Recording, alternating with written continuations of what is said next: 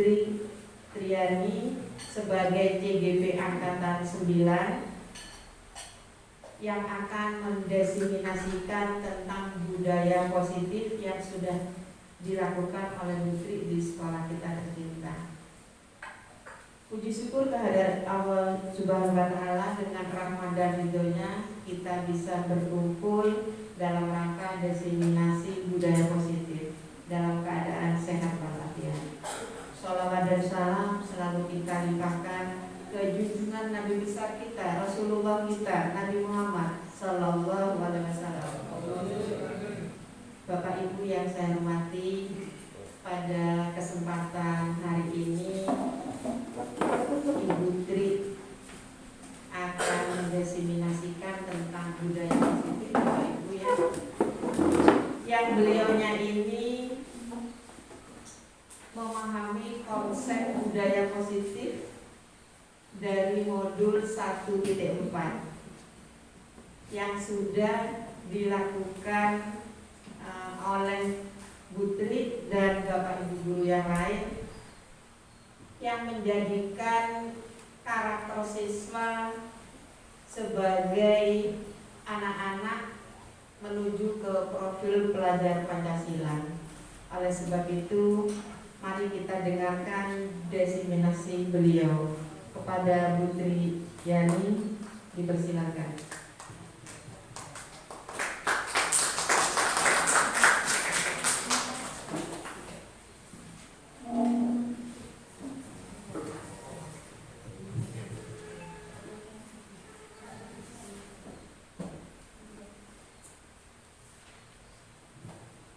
Assalamualaikum warahmatullahi wabarakatuh. Waalaikumsalam warahmatullahi wabarakatuh.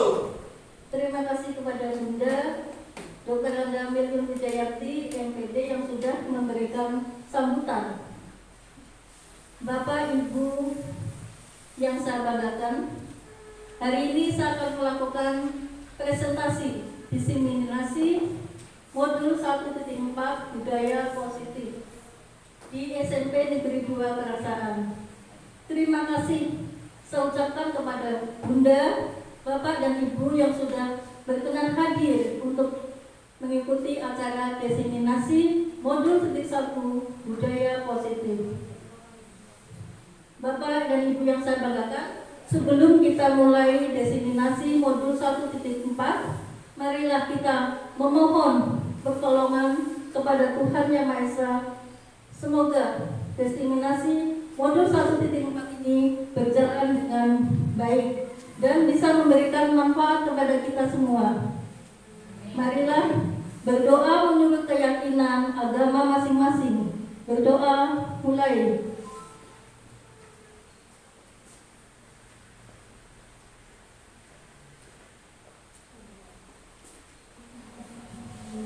Selesai. Terima kasih.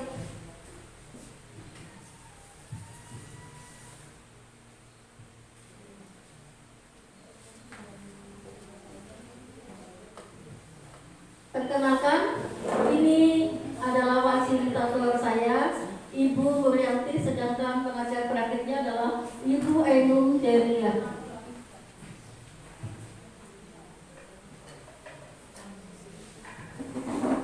Bapak Ibu yang saya banggakan, kita semua sering mendengar kata-kata budaya, sering membaca, mendengar, bahkan sering melakukan kegiatan budaya. Nah, budaya itu berasal dari bahasa Sanskerta. Itu artinya budi dan daya. Budi itu baik, daya adalah usaha atau gagasan atau akal. Jadi, budaya yang ada di sekolah ini, budaya yang baik-baik itu dinamakan dengan budaya positif. Budaya positif itu apa? Budaya positif adalah suatu hal yang diperoleh secara kecil dan sederhana, yang dilakukan secara terus-menerus, secara konsisten, yang lambat laun akan menjadi suatu kebiasaan yang baik atau kebiasaan yang positif, yang kelamaan akan menjadi karakter yang akan membuat pribadi kita masing-masing masing-masing. Nah, karakter ini akan semakin tertanam dan berkembang, yang lama-kelamaan akan menjadi budaya. Jadi, apa itu budaya sekolah? Nah, pastinya budaya sekolah adalah budaya yang dilakukan dari hal-hal yang kecil dan sederhana yang dilakukan secara terus-menerus, yang lambat laun akan menjadi karakter dan kepribadian bagi kita. Ini dilakukan secara serentak oleh murid dan guru-guru yang ada di SMP Negeri 2 Keraksaan. Budaya positif dan budaya sekolah ini pastinya tidak akan mudah cepat hilang. Kenapa demikian? Karena budaya ini sudah melalui proses yang sangat lama dan panjang.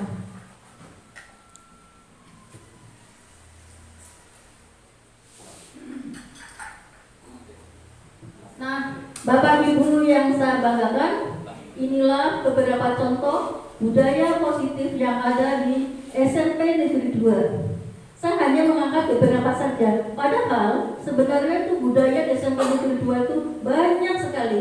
Dari mulai makan telur sampai minum susu. Nah, budaya yang saya angkat kali ini adalah sambut siswa. Bapak Ibu yang saya banggakan, budaya sambut siswa ini sudah dilakukan oleh masyarakat SMP Negeri 2 Keraksaan, warga SMP Negeri 2 Keraksaan, mulai dari pagi sampai siang hari. Pagi hari, anak-anak disambut oleh Bapak Ibu guru piket, bahkan oleh Bunda kita tercinta. Nah, Bapak Ibu yang saya banggakan, di sini peranan guru piket dan Bunda sebagai kepala sekolah itu bukan hanya menyambut siswa, tetapi juga menerapkan 5S. Nah, pastinya Bapak Ibu sudah tahu apa itu 5S. S yang pertama adalah salam dulu. Biasanya anak-anak datang, Assalamualaikum. Ya betul. Pasti kita dalam hati kita mengucapkan Waalaikumsalam. Habis itu anak-anak pasti akan senang setelah menyambut sapa, kemudian dengan sapa ya. Apa kabar Bapak Ibu? Pasti kita akan jawab Alhamdulillah anak-anak, luar biasa. Nah, perhatikan selanjutnya, S yang ketiga adalah senyum. Nah, kita sudah dikasih salam, kemudian dikasih sapa, pastinya dikasih dengan selanjutnya adalah dengan senyum. Senyum, mau nggak mau, pasti anak-anak akan tersenyum. Guru pun akan senang melihat kedatangan dari mereka. Nah, selanjutnya, yang keempat adalah sopan dan santun. Kalau anak-anak sudah merasakan bahagia nyampe di sekolah, disambut dengan Bapak Guru yang sangat ramah ini, pastinya mereka akan bicara, tingkah laku mereka juga akan mengikutinya dengan sopan dan santun. Nah, selanjutnya, mereka sampai ke pintu gerbang. Memasuki pintu gerbang, mereka disambut oleh lagunya Bapak Iqbal. Nah, gimana lagunya Bapak Iqbal? Selamat pagi semua, ku gendong tas hitamku di pundak.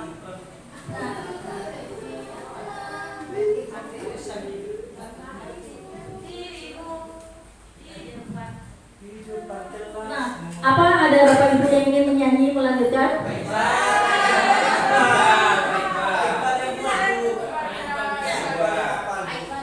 Nah, pastinya kalau Pak Iqbal memang the bestnya lagunya.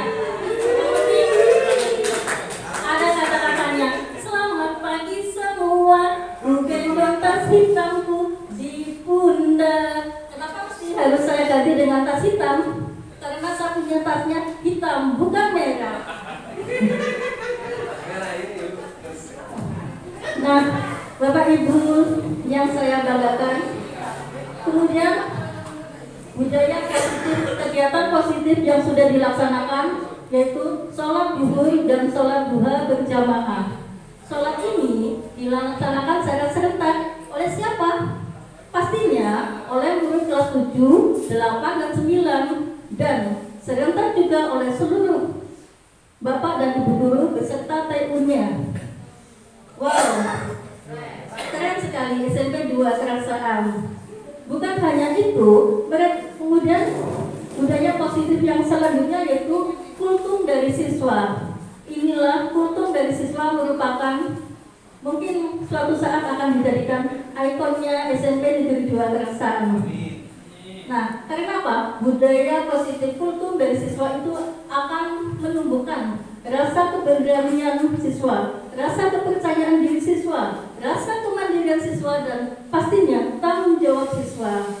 Kultum dari siswa ini dilaksanakan oleh setiap siswa, giliran dari kelas 7, 8, dan 9. Nah, Bapak Ibu yang saya banggakan, kalau kita melihat budaya positif yang sudah dilakukan di SMP Negeri 2 Keraksaan, lama-kelamaan akan selalu berkembang menjadi baik dan lebih baik lagi. Dan suatu saat ini mungkin akan menjadi ciri khas bagi SMP Negeri 2 Keraksaan. Ini loh, SMP Negeri 2 Keraksaan seperti ini. Bangga enggak kita sebagai gurunya? Bangga. Ya, pastinya bangga sekali.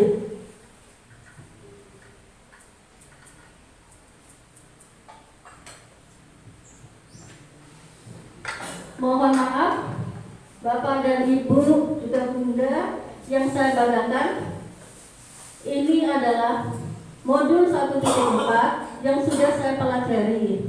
Mohon maaf, bukan maksud saya untuk menggurui Bapak dan Ibu juga Bunda, tetapi saya hanya ingin berbagi ilmu tentang modul 1.4 budaya positif yang sudah saya pelajari selama 2 bulan.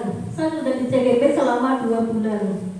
Di modul 1.4 saya belajar tentang 6 hal ini. Antara lain ada disiplin positif, kemudian ada teori motivasi, ada posisi kontrol, kemudian ada kebutuhan dasar manusia, ada nilai kebajikan dan keyakinan kelas, kemudian ada segitiga restitusi. Nah, bagi Bapak Ibu yang sering melakukan ini, menangani masalah anak-anak, pasti sering melakukan segitiga restitusi. Segitiga restitusi ini merupakan kebanggaan bagi kita sebagai guru. Bapak dan Ibu yang saya banggakan, setiap hari di sekolah maupun di kelas kita akan berhadapan dengan murid yang mempunyai banyak sekali masalah.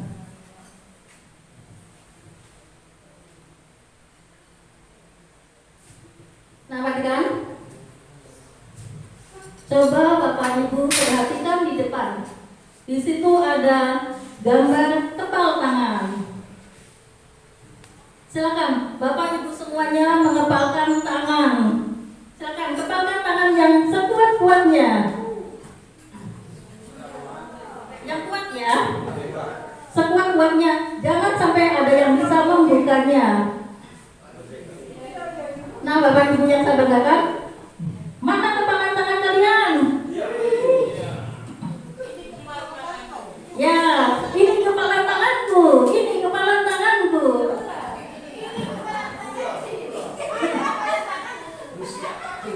Ya, terima kasih Bapak Ibu yang sudah memperagakan kepalan tangan. Saya yakin kepalan tangan Bapak dan Ibu itu sangat-sangat kuat, bahkan tidak akan bisa terlepaskan untuk menggapai masa depan yang lebih cerah. Nah, Bapak yang Ibu yang saya banggakan, coba kita akan membayangkan. Sekarang kita akan mainin peran. Nah, coba kalian coba Bapak Ibu bayangkan Anda adalah tugasnya mengepalkan salah satu tangannya.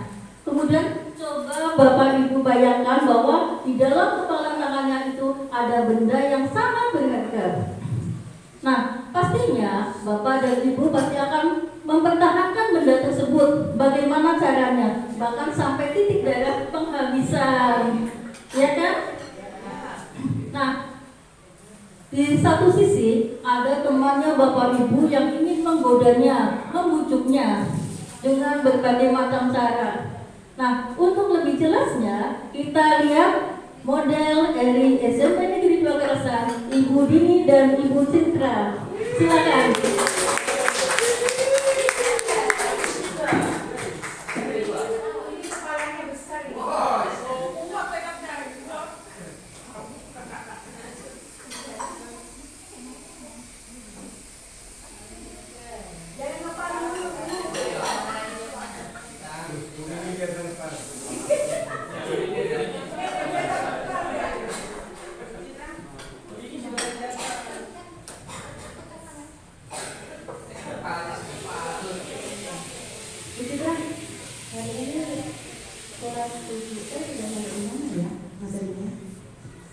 Sampai di Zentu. Kalau Budi bisa mana? Sampai mana? Ini. Itu apa Bu Citra? Ini apa sih? Kan kok jadi kepo ini apa ya? Tekad yang kuat. Hah? Tekad yang kuat itu. Masalahnya apa ini? Jangan ini tekad saya hanya untuk saya sendiri. Gitu. Ayo kamu, saya kan pengen tahu kamu kan temanku. Ayo kamu, maaf saya tidak buat cobaan itu. Dibuka no. Sudah, saya nanti minum sudah nanti pas pulang sekolah. Kurang Bu, kurang. Kalau cuma minum kurang ya. Sudah, minum sama makannya ya. Kurang Bu. Kamu kok kurang Bu. Gak mau sudah, saya tidak mau berteman sama Citra lagi. Kepala gua aja Budi.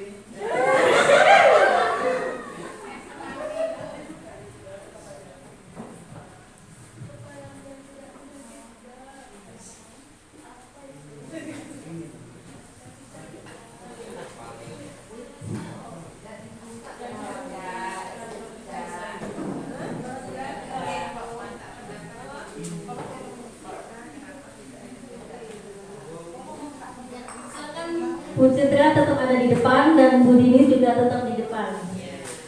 Silakan, silakan kasih alasan kenapa nggak bisa dibuka, nggak mau membuka kepala tangannya, dan Bu Dini ingin tahu kepo sekali.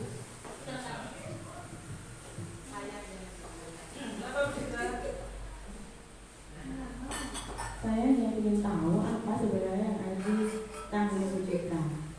Bu Citra ini kan satu motor dengan saya. Biasanya kita saling saling pikiran, terus kemudian saya rembuk materi apa yang mau diberikan ke siswa, begitu. Tapi kok tiba-tiba kepalanya tidak bisa dibuka, berarti kita berteman. Kenapa tadi kepalanya tidak saya buka? Karena ini sesuai dengan apa yang dibicarakan oleh Bu Tri. Tadi saya diasumsikan bahwa di dalam kepala saya ini adalah tekad saya. Ya, tekad saya katanya. Semakin saya kuat mengepal, berarti ini menunjukkan bahwa tekad saya semakin kuat. Budaya positifnya di situ. Jadi apapun yang disampaikan Bu Dini, saya disogok pakai minuman, saya disogok pakai makanan. Lah, kalau tekad kita semakin kuat, sogokan seperti itu tidak mungkin. Seperti itu. Jadi saya tetap ngepal. Di sini menunjukkan bahwa asumsi atau penguatan yang disampaikan sama Putri tadi jangan dilepas sama kita. Asumsikan bagi sini tekad jangan mudah goyah sama apapun. Kalau sudah yakin dengan sesuatu, maka ya kepalanya jangan sampai dilepas. Walaupun godaannya segitu besar. Seperti itu.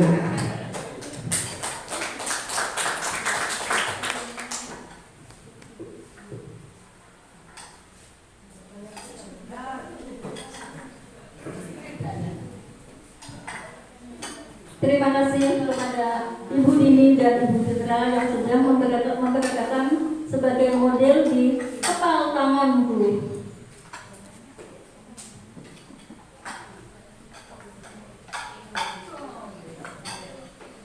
Nah, Bapak Ibu yang saya banggakan, ini adalah ilusi perubahan paradigma teori kontrol.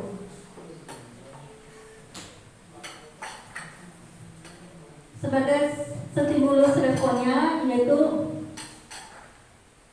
kita harus bisa membayangkan realitas kebutuhan manusia itu sama, padahal realitas kebutuhan manusia itu banyak sekali berbeda.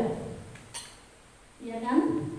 Kebutuhan manusia dari satu orang dengan orang yang lain itu tidak mungkin akan sama. Bahkan itu dalam satu keluarga pun tidak akan sama. Karena kebutuhan manusia itu banyak sekali. Nah, selanjutnya, semua orang melihat hal yang sama, padahal semua orang memiliki gambaran yang berbeda tentang hidupnya, tentang masa depannya. Saya ingin menjadi ini, tidak akan mungkin yang lain juga akan seperti itu. Kemudian selanjutnya, paradigma yang lainnya yaitu manusia bisa mengubah pandangan orang sama dengan yang kita, padahal tidak ada satu orang pun yang bisa merubah pandangan kita, yang tidak bisa merubah apa yang akan kita lakukan. Perilaku buruk dilihat sebagai suatu kesalahan. Orang-orang yang berperilaku buruk, kadang-kadang kita hanya melihat kesalahan, padahal semua perilaku, baik itu perilaku buruk, itu pasti punya tujuan. Kita harus melakukan pendekatan, bagaimana juga dengan kesiswanya. Selanjutnya, orang lain bisa mengontrol saya, padahal yang bisa mengontrol diri kita sendiri bukan orang lain, bukan siapa-siapa. Yang bisa mengendalikan diri kita sendiri, yang akan menentukan masa depan kita, hanya kita sendiri, bukan siapa-siapa. Gurunya bukan, orang tuanya juga bukan. Diri sendiri yang harus mengontrol diri sendiri. Selanjutnya yaitu saya bisa mengontrol orang lain, padahal kita semua tidak mungkin bisa mengontrol orang lain. Kita mempunyai kepribadian sendiri-sendiri, masa depan sendiri-sendiri.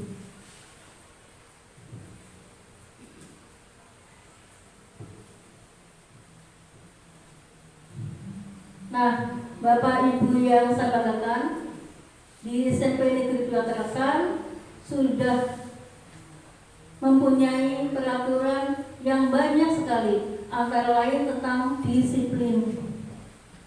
Kata-kata disiplin sering kita dengar, kita sering membaca di mana-mana kata-kata disiplin. Kita mendengar di mana-mana ada kata-kata disiplin. Apa sih disiplin menurut Bapak dan Ibu? Silakan. Mungkin ada yang ingin memberikan ilmu, berbagi ilmu buat kita, silakan.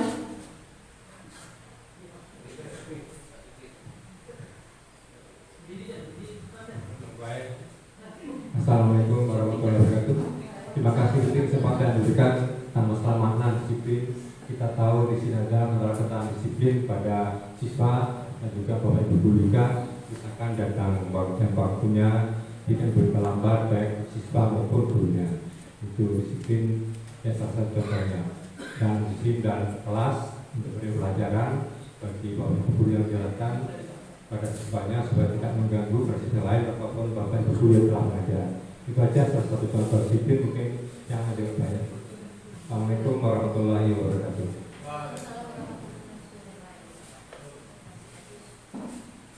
Monggo Bapak dan Ibu yang ingin berbagi ilmu, silakan. Ibu-ibu cantik.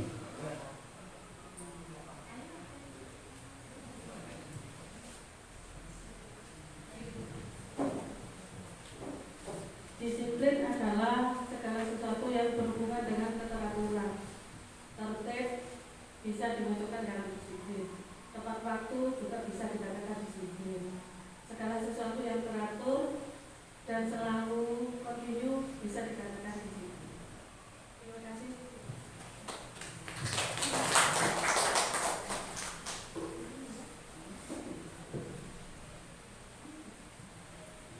Terima kasih kepada Bapak Sutri dan Ibu Marhen. Sebenarnya disiplin itu benar menurut Pak Sutri dan Bu Marhen adalah suatu perilaku kepatuhan kepada siapa saja, itulah disiplin. Nah, kalau menurut Bapak Ibu, penting nggak ya disiplin itu? Penting. Nah, ada yang ingin memberikan tanggapan kenapa disiplin itu penting? Silakan ibu kita yang paling cantik, Ibu Sen.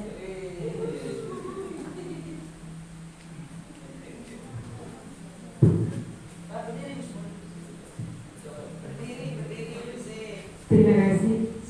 Saya coba untuk menjawab. Berdiri ya, Bu? Dengan nilai-nilai kebajikan atau nilai-nilai kebaikan.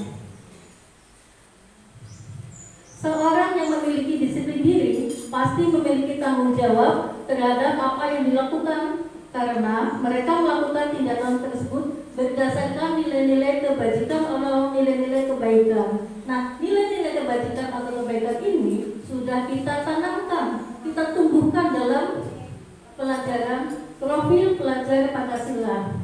Bapak dan Ibu yang saya banggakan, untuk profil pelajar Pancasila pasti Bapak Ibu sudah hafal.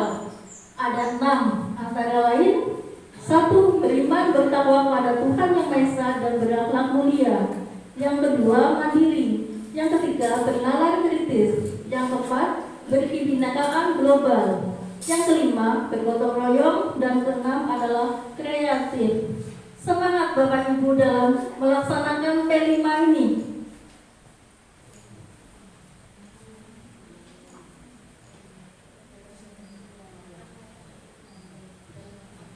Nah, selanjutnya Bapak Ibu yang saya banggakan, motivasi perilaku manusia. Motivasi kita bedakan menjadi 2. Yang pertama adalah motivasi yang berasal dari dalam atau yang lebih dikenal dengan nama intrinsik.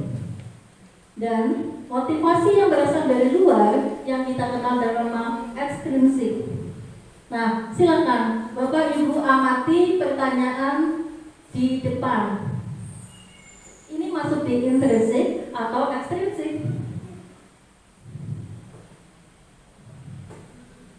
Yang pertama, untuk menghindari ketidaknyamanan atau hukuman, menurut Bapak dan Ibu ini masuk di intrinsik atau ekstrinsik? Untuk menghindari ketidaknyamanan atau hukuman. Kadang-kadang anak-anak melakukan kepatuhan terhadap aturan sekolah itu kan karena untuk menghindari adanya hukuman. Kalau menurut Bapak Ibu ini masuk di yang mana? Ekstrinsik. Ya, betul banget, ekstrinsik.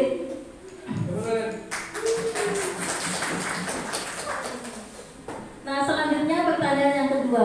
Untuk mendapatkan imbalan atau penghargaan dari orang lain atau ingin mendapatkan hadiah, ini pastinya adalah ekstrinsik.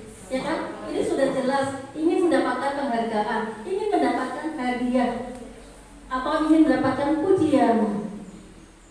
Selanjutnya yang ketiga, untuk menjadi orang yang diinginkan dan menghargai diri sendiri dengan nilai kebajikan yang mereka percaya. Ini yang mana?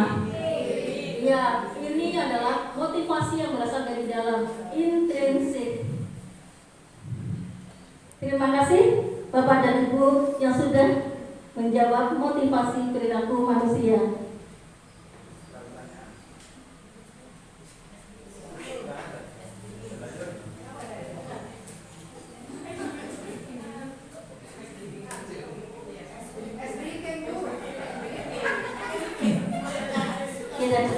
Bapak Ibu yang saya banggakan, permintaan Bapak Ibu SPRIKIN pasti terkabul. SPRIKIN-nya gampang sekali. Saya yakin Bapak dan Ibu semuanya sudah saling mengenal Bapak dan Ibu. Gampang sekali ya. Nah, SPRIKIN-nya misalnya saya contohkan. Nama saya, nama teman Triani Hakiki. Hakiki terus bilang, nama saya, nama teman Hakiki. Terus nama saya, teman-teman Hakiki. Pak Hakiki bilang, Hakiki mau menunjuk siapa? Misalnya mau menunjuk Bunda. Bunda. Terus kemudian Bunda juga seperti itu. Gampang ya Ibu ya? Ingat ya Bapak Ibu ya. Silakan Bapak Ibu berdiri semuanya. Silakan.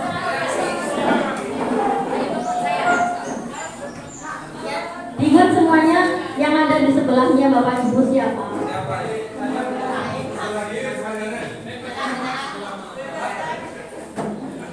Ya, Bapak Ibu yang saya banggakan, kita lanjutkan ya.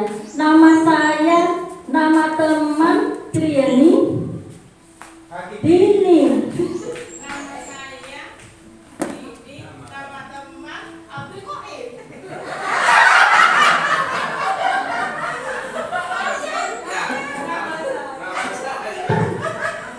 Nama saya Abdul Mu'in. Nama saya, nama teman Nama teman ya, teman saya.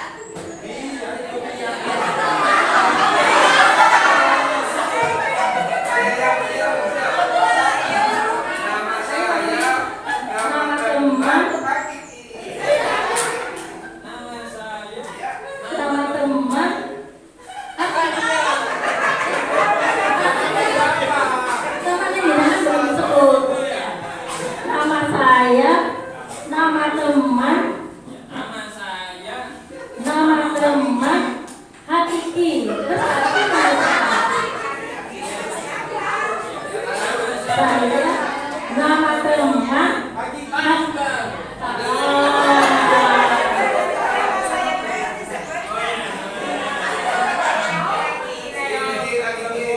ya, saya, nama teman, Hakiki. Sebutkan temannya siapa?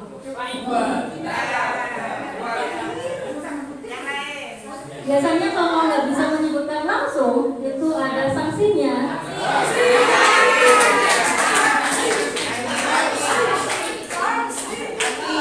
Ya, ada sanksinya. Terima kasih kepada Pak Hakiki. Mohon nanti suatu saat lagi kalau ada ice breaking lebih semangat, lebih konsentrasi.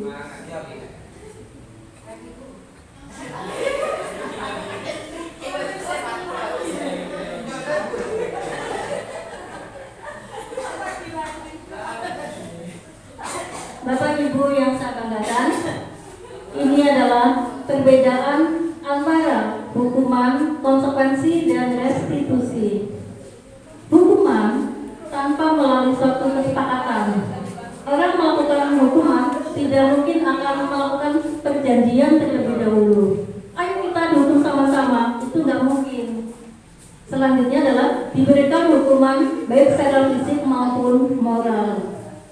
Konsekuensinya, murid nyaman untuk jangka waktu yang pendek, tapi untuk jangka waktu yang panjang itu tidak menyenangkan ya, tidak membuat anak itu lebih bisa berubah dirinya ke hal-hal yang lebih bagus. Kemudian yang ketiga adalah restitusi. Restitusi adalah memperbaiki hubungan, menuntun murid untuk dapat mencari solusi, mengembalikan murid yang berbuat salah pada kelompoknya. Nah, kita sebagai guru sering melakukan ini, terutama melakukan restitusi. Dulu, saya sering melakukan restitusi yang ini, tetapi bukan pada tahapan yang paling akhir. Karena dulu istilahnya saya belum mengenal restitusi. Apa itu restitusi itu? Tidak tahu. Saya baru tahu restitusi, mendengar kata-kata ini hanya di CGT.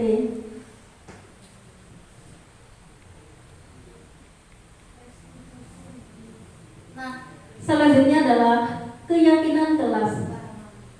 Mengapa mesti keyakinan kelas? Apa bedanya keyakinan kelas dengan kesepakatan kelas? Nah, Bapak Ibu yang saya banggakan, ini sebenarnya adalah dulu namanya adalah peraturan kelas. Ya. Lama-lama berubah menjadi kesepakatan kelas. Nah, yang akan kita lanjutkan setelah kesepakatan kelas itu adalah mengarah ke hal yang lebih fokus lagi, yaitu tentang keyakinan kelas.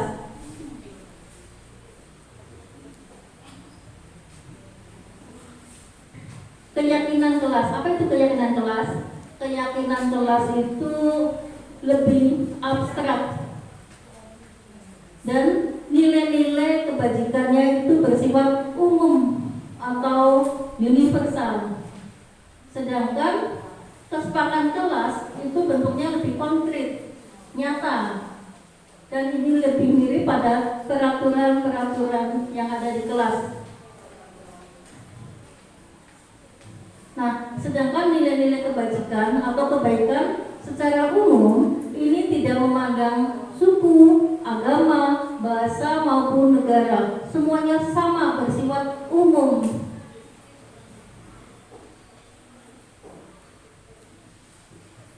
Nah, Bapak Ibu yang saya banggakan, ini adalah contoh antara kesepakatan kelas dengan keyakinan kelas. Kesepakatan kelas yang biasanya saya terapkan di kelas 7D.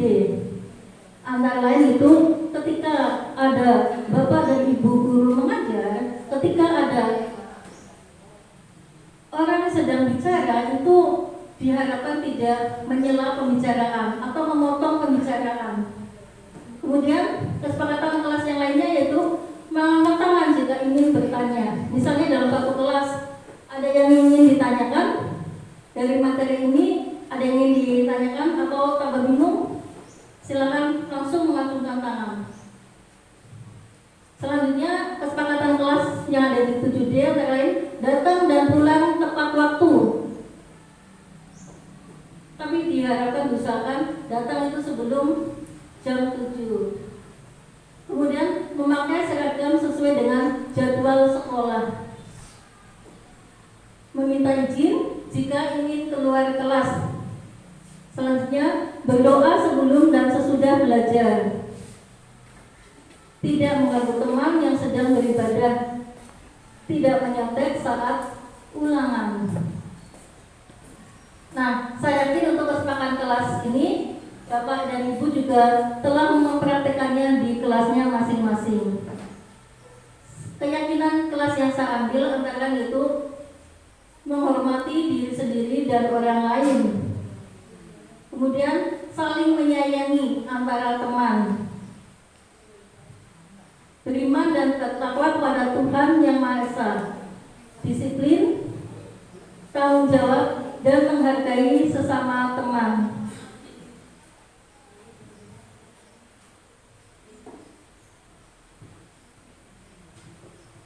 Nah, materi selanjutnya yaitu kebutuhan dasar manusia. Kebutuhan dasar manusia itu antara lain ada beberapa macam, antara lain yaitu bertahan hidup. Tujuan manusia hidup antara lain itu untuk bertahan hidup. Nah, jadi kebutuhan dasar bertahan hidup ini sifatnya adalah wajib, harus dipenuhi. Contohnya yaitu makan, pakaian, rumah, kesehatan. Kemudian yang kedua adalah kebutuhan kasih sayang dan diterima. Kebutuhan adanya hubungan memberi dan menerima kasih sayang. Kebutuhan merasa bagian dari suatu kelompoknya. Kalau kelas 7D ada yang dikucilkan, itu artinya mereka tidak merasakan kasih sayang di kelas 7D, belum diterima sebagai anggota di kelas 7D. Yang ketiga adalah penguasaan. Penguasaan itu sesuatu yang dianggap berharga karena memiliki perbedaan dan akan selalu dihormati. Yang keempat adalah kebebasan. Kebebasan adalah kemampuan untuk melakukan apa yang diinginkan. Yang kelima, kesenangan. Kesenangan adalah mencari kesenangan. Biasanya anak-anak yang pengen melakukan kesenangan itu mencari kesenangan biasanya dengan bermain, kemudian dengan tertawa-tawa keras, biasanya dilakukan di kelas ataupun di luar sekolah, di luar kelas.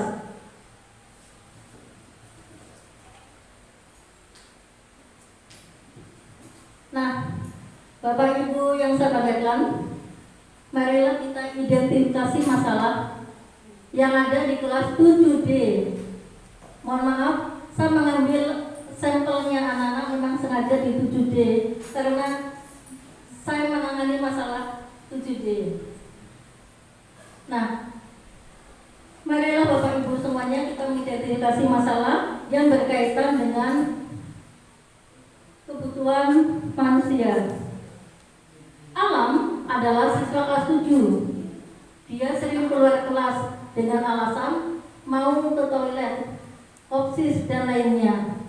Tingkahnya membuat saya jadi penasaran, akhirnya saya mengikuti. Ada beberapa kemungkinan jawabannya akan diberikan alam. Nah, silakan Bapak Ibu identifikasi kebutuhan yang ingin dipenuhi alam jika respon alam seperti ini. Nah, identifikasi masalahnya seperti ini. Kebutuhan dasar manusia. Yang pertama, bertahan hidup. Yang kedua, kasih sayang. Yang ketiga, penguasaan. Yang keempat, kebebasan. Yang kelima adalah kesenangan. Nah, masalah yang pertama yaitu aku bosan belajar dulu di dalam kelas. Kalau menurut Bapak dan Ibu, ini masuk di mana? Aku bosan belajar di dalam kelas. Bosan. Aku bosan belajar di dalam kelas. Ini masuk di kebebasan.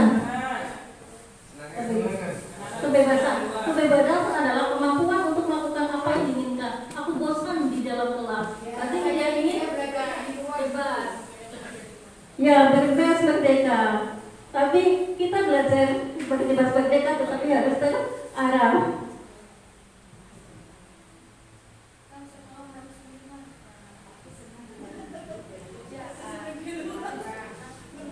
Nah, Bapak dan Ibu yang saya banggakan, pertanyaan yang kedua adalah, aku senang mencari ibu guru jadi lebih asik. Iya, yang mana ya menurut Bapak Ibu ya? Alam ini butuh kasih sayang.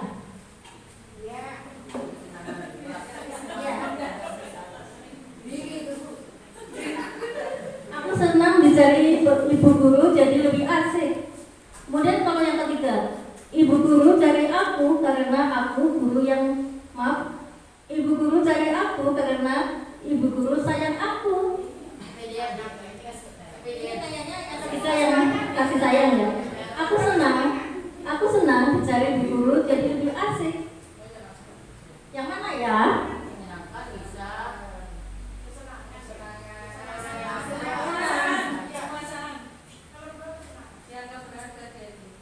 Kesenangan.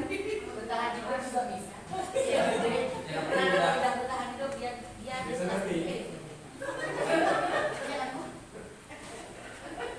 Biasa belajar bertahan mama.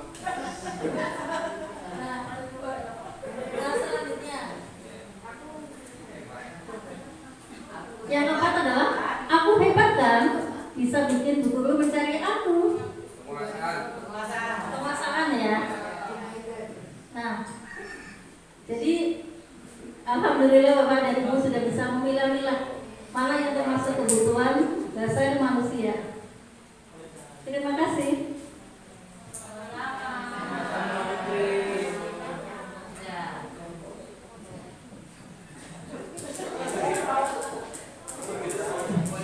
Bapak Ibu yang saya banggakan, materi selanjutnya yaitu tentang posisi kontrol. Ini ada 5. Yang pertama adalah sebagai penghukum, posisi penghukum. Nah, ini mungkin zaman dulu waktu saya masih kecil, kalau berbuat salah pasti langsung dihukum. Takut, ya kan?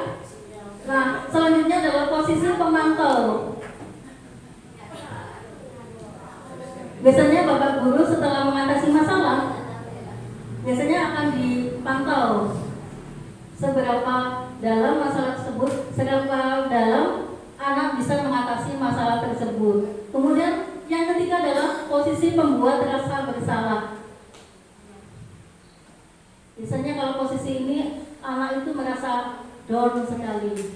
Nah, yang keempat adalah posisi sebagai teman. Ini posisi yang menyenangkan bagi anak.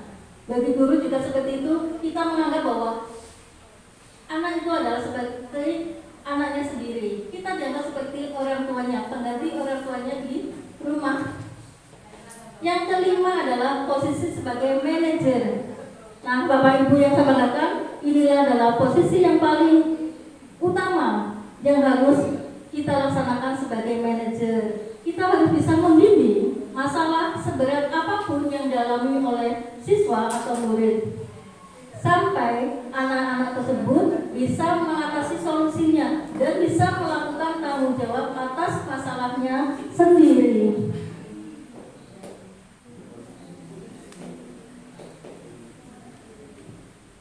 Nah, Bapak Ibu yang saya banggakan, restitusi itu sebenarnya adalah suatu proses dialog yang dijalankan guru dan orang tua agar menghasilkan murid atau anak yang lebih mandiri dan bertanggung jawab.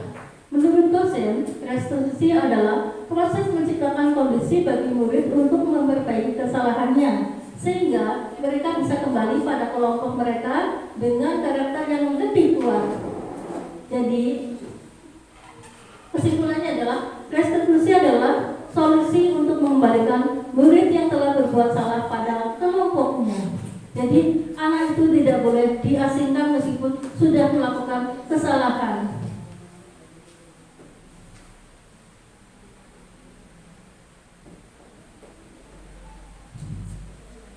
Bapak Ibu yang saya banggakan, ini adalah segitiga restitusi. Langkah-langkahnya itu ada 3. Yang pertama adalah menstabilkan identitas. Biasanya menstabilkan identitas itu kalimat atau ucapan yang akan disampaikan itu sekitar tentang setiap orang pasti pernah melakukan kesalahan. Kamu bukan satu-satunya orang yang melakukan kesalahan itu. Kemudian untuk validasi tindakan yang salah. Biasanya guru pasti akan bilang, guru atau orang tua pasti akan bilang atau ngomong seperti ini, kamu tentu punya alasan mengapa melakukan itu. Adakah cara yang lebih efektif atau lebih baik untuk mengatasi masalah yang kamu butuhkan? Selanjutnya yang ketiga adalah menanyakan keyakinan. Biasanya yang diucapkan adalah keyakinan kelas apa yang telah kita sepakati. Kamu ingin jadi orang seperti apa? Nah, seperti itu. Itulah segitiga restitusi.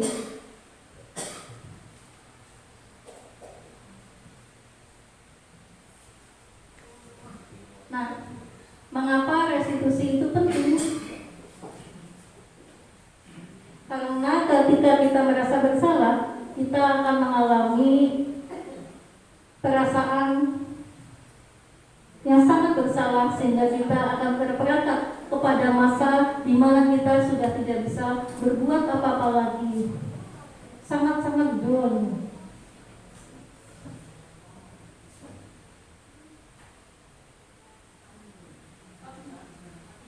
Nah, Bapak Ibu, marilah kita melihat video kasus 1, melanggar keyakinan kelas, tidak mengerjakan tugas atau PR.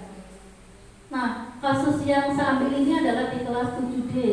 Amrina adalah siswa kelas 7D SMP Negeri 2 Kraksan. Pada saat pelajaran IPS, saya masuk kelas, dia terlihat bingung, khawatir dan sibuk mengerjakan tugas.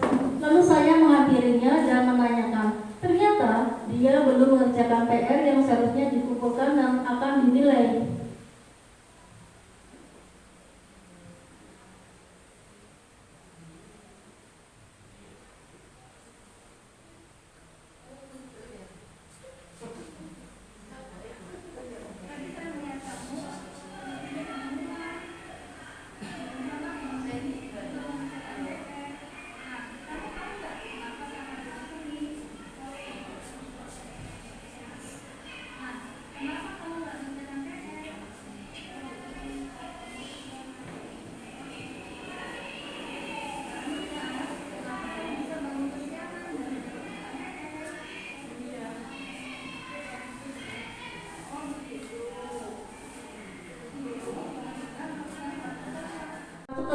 Utami masuk kelas, terlihat Anissa dan Aulia sedang kesal.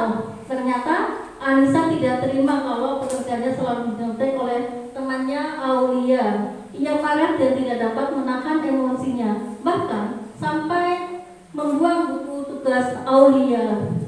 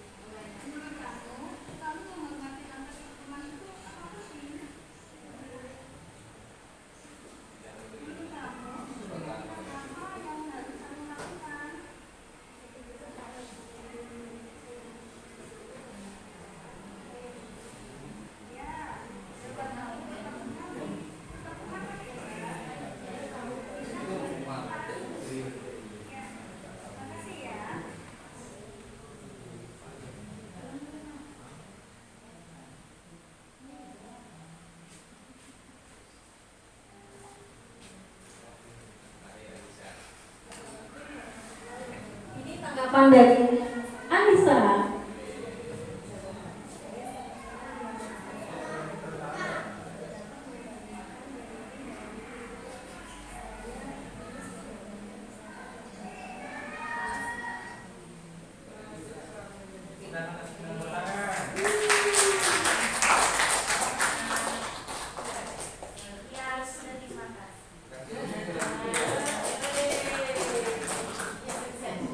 Bapak Ibu yang saya banggakan, Alhamdulillah, desiminasi modul 1.4 budaya positif di SMP Negeri 2 Keraksaan sudah berjalan dengan baik.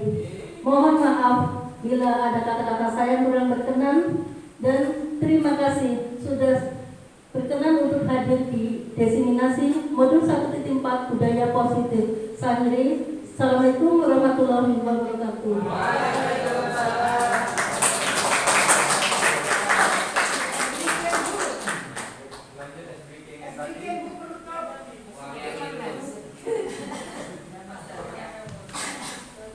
Begitulah Bapak Ibu desiminasi tentang budaya positif yang dilakukan 2 bulan. Ya, 2 bulan, sekitar 2 bulan ya Bapak Ibu. Jadi orang 7 yang akan menjadi JGP nanti itu bukan berarti yang tadi didesiminasikan itu bukan sekaligus sehari buatan ya, tapi 2 bulan ya gitu Bapak Ibu, sehingga dirangkum menjadi satu ini Bapak Ibu. Jadi modul 1 itu ada 4, 1.1, 1.2, 1.3 dan 1.4 ini Bapak Ibu ya, yang runtun ya Bapak Ibu ya, seperti itu. Jadi 2 bulan inilah hasilnya dari modul 1 yang diperoleh dari Ibu Tri, sehingga monggo lebih semangat lagi. Sepertinya di yang CGP angkatan 11 ada yang ini, yang belum siapa? Bu Dian, siapa lagi? Dan bisa ya, masih ya? Oh belum ya. Banyak yang tidak bisa untuk masuk ya. Bisa pemain kayaknya ada 12 ya? Bisa pemain. Ada 12 ya? 12 apa? Yang gugur 6 ya? Yang gugur 6 siapa saja angkat tangan? Bu Endang? Oh Bu Murni. Bu Endang ini di angkatan 11 bisa itu. Ini lagi daftar lagi yang itu. Biasanya itu merupakan motivasi dari kementerian, kalau tidak bisa di angkatan 10 bisa daftar lagi di angkatan 11. Jadi isian-isian itu yang sekiranya ada hal-hal yang ada yang kurang, monggo diisi kembali. Teman-teman ada yang sudah wawancara sudah ya? Oh belum ya, belum sampai. Bu Murni silakan daftar lagi di angkatan 11. Karena apa? Karena Bapak Ibu itu nanti akan mendapat ilmu sampai modul 3 Bapak Ibu ya. Itu Bapak Ibu akan betul-betul padat ininya, padat otaknya, padat ilmunya. Jadi mungkin akan melebihi saya Bapak Ibu ya. Masih muda tetapi padat isinya. Semakin di CGP itu ada, karena siapa-siapa yang sudah masuk di CGP betul-betul ilmunya padat Bapak Ibu, dan akan memberikan respon pada peserta didik yang luar biasa Bapak Ibu gitu ya. Itu dari saya, semoga Bu Tri tetap semangat, sehat walafiat, sukses. Terima kasih banyak kepada Bapak Ibu, semoga selalu bahagia lahir dan batin, selalu sukses dunia akhirat, penuh rezeki yang melimpah. Wassalamualaikum warahmatullahi wabarakatuh.